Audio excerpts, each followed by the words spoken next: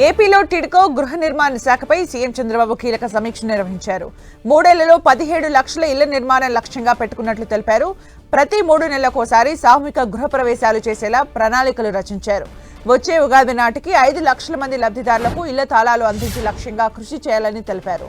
ఇళ్ల లబ్ధిదారుల సర్వేను వెంటనే పూర్తి చేయాలని అధికారుల్ని ఆదేశించారు చంద్రబాబు.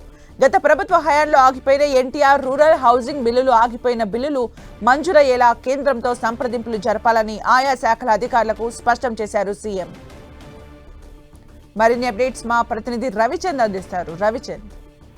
సుమిత్ర, గత ఏదైతే 2024 ఎన్నికల్లో టీడీపీ కూటమి ప్రభుత్వం అనేక హామీలు ఇచ్చింది. దానిలో భాగంగా 20 లక్షల ఇల్లు ఈ టర్మ్ లో కట్టిస్తామని హామీ ఇచ్చింది. ఆ హామీని నెరవేర్చుకునే దిశగా కార్యాచరణ సిద్ధం చేసుకుంటుంది. ఇప్పటికే కూటమి ప్రభుత్వం 3 లక్షల నివాసాలను ఏదైతే గృహాలను నిర్మించి ఇప్పటికే లబ్ధిదారులకు ఇవ్వడం జరిగింది. ఈ నేపథ్యంలో మిగిలిన 17 లక్షల ఇళ్లు నిర్మించడానికి సంబంధించి ముఖ్యమంత్రి ఉన్నత స్థాయి సమీక్ష నిర్వహించారు. మంత్రి హౌసింగ్ మినిస్టర్ పార్థసారథితో కలిపి ఉన్నతాధికారులతో సమీక్ష నిర్వహించారు.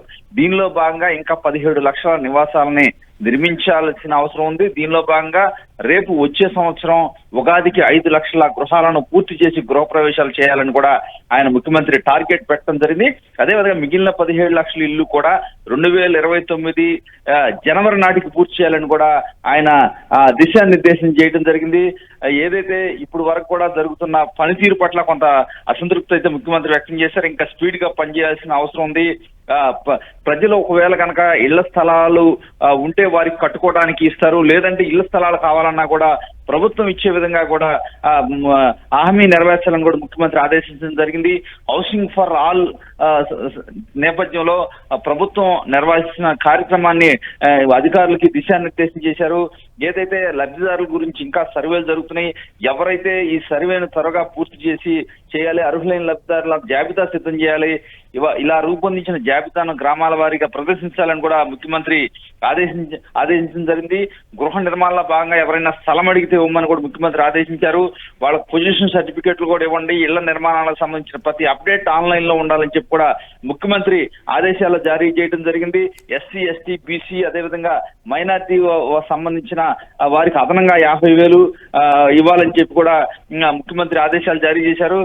దాదాపు 90 కోట్లు అదనంగా అమౌంట్ అవసరం అవుతాయని కూడా అధికారులు చెప్పడంతో ముఖ్యమంత్రి వెంటనే దానికి సంబంధించి కూడా క్లియరెన్స్ ఇవ్వడం జరిగింది.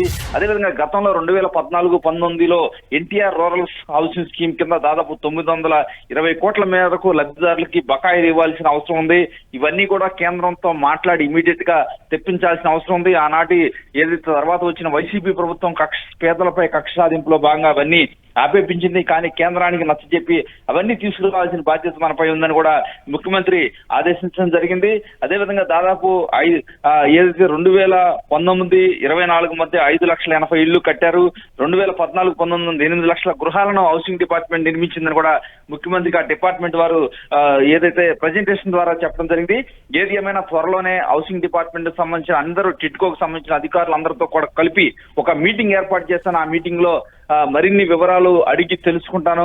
ఎట్టి పరిస్థితిలో కూడా 2029 జనవరి నాటికి మిగతా 17 లక్షల ఇల్లు నిర్మించి ప్రజలకు ఇస్తామని కూడా ముఖ్యమంత్రి చెప్పడం జరిగింది. Thank you Ravichand for the updates.